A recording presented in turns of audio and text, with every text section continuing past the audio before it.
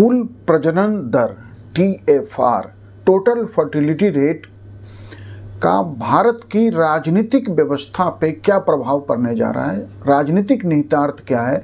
आप देखिए कि अभी आंध्र प्रदेश के वर्तमान मुख्यमंत्री चंद्रबाबू नायडू ने जो एक कानून 2000 के बाद उड़ीसा ने, आंध्रा ने, मध्य प्रदेश ने, राजस्थान ने एक कानून बनाया था कि स्थानीय निकायों में जिन लोगों को 2 से अधिक बच्चे हैं वो चुनाव नहीं लड़ सकते। अब आंध्र प्रदेश ने उस कानून को रद्द कर दिया है और आंध्र प्रदेश जो है अधिक बच्चे पैदा करने के, अब वो कह रहे हैं जो है पॉपुलेशन कंट्रोल से पॉपुलेशन मैनेजमेंट की बात कर रहे हैं और एक राजनीति भारत में उसको लेकर शुरू हो गई है। तो सबसे पहले ये TFR क्या है हम ये समझते हैं, फिर हम उस राजनीति को समझेंगे। तो देखिए TFR कुल प्रजनन दर कि जैसे मान लीजिए 1000 मेल हैं और उनकी 1000 पार्टनर हो गई, मतलब कि 2000 लोग हो गए। यदि इन 2000 लोगों पे 2-2 बच्चे होंगे तो 2000 फैमिली हो गई। फैमिली तो 1000 हुई, 2000 मेंबर हो गए और उनके 1000 फैमिली में मतलब एक मेल और एक वाइफ है, उनकी एक हस्बैंड है, एक वाइफ है। यदि दोनों के 2-2 बच्चे हैं तो क्या हो गया, स्थिर हो गया मामला कि 2 लोगों के 2 बच्चे। लेकिन सभी लोग मैरिज करेंगे, सभी मेल मैरिज करेंगे जरूरी नहीं है, सभी फीमेल मैरिज करेंगे ये जरूरी नहीं है। सभी लोग जो हैं माँ, सभी महिलाएं माँ बन पाएंगी जरूरी नहीं है, मैरिज के बाद भी सभी मेल पिता बनने की स्थिति में होंगे ये जरूरी नहीं है। कुछ बीच में मेडिकल रीजंस और भी परिस्थितियां आ जाती हैं। तो जो माना गया है कि TFR कुल प्रजनन दर यदि 2.1 है तो जनसंख्या स्थिर हो जाती है कि 1000 परिवारों पे 2100 बच्चे में किसी भी देश की जनसंख्या स्थिर हो जाती है।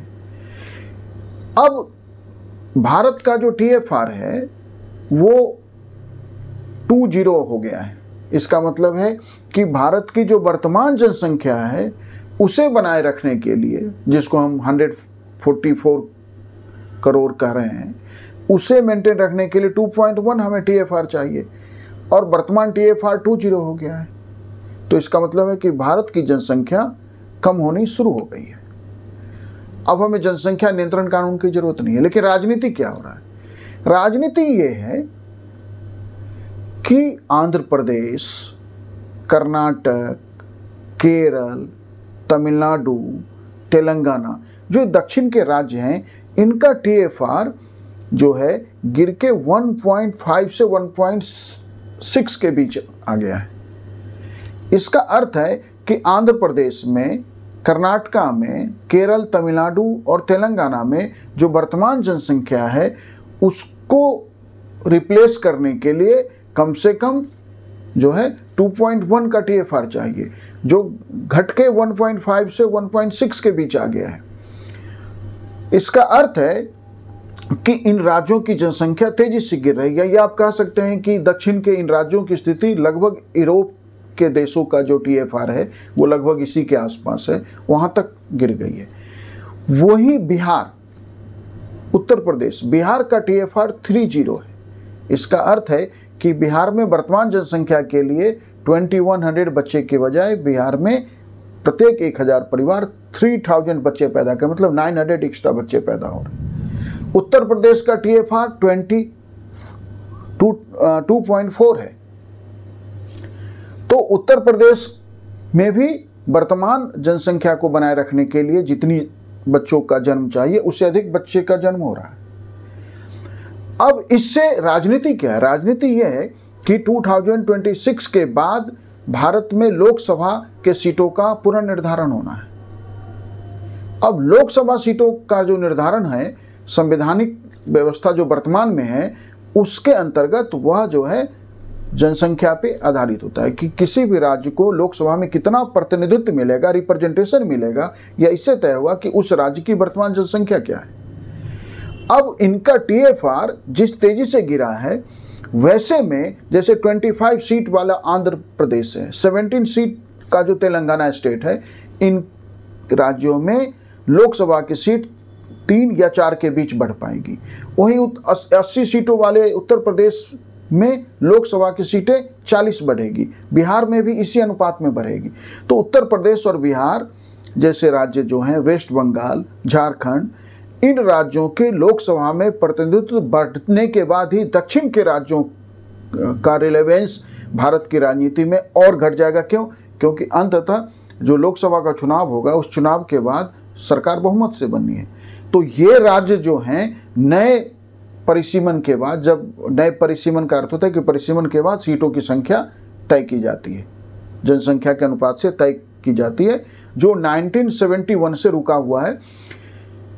1971 का जो सेंसस हुआ उसके बाद सीट बढ़ी, लेकिन उसके बाद 81 में, 91 में, 2001, 2011, 2021 में तो खैर सेंसस ही नहीं हुआ, सीटों का जो है परिसीमन नहीं हुआ।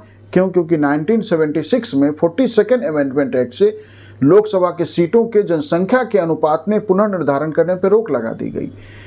फिर जो है उस रोक को 2026 तक एक्सटेंड कर दिया गया, बाद में फिर एक संशोधन से।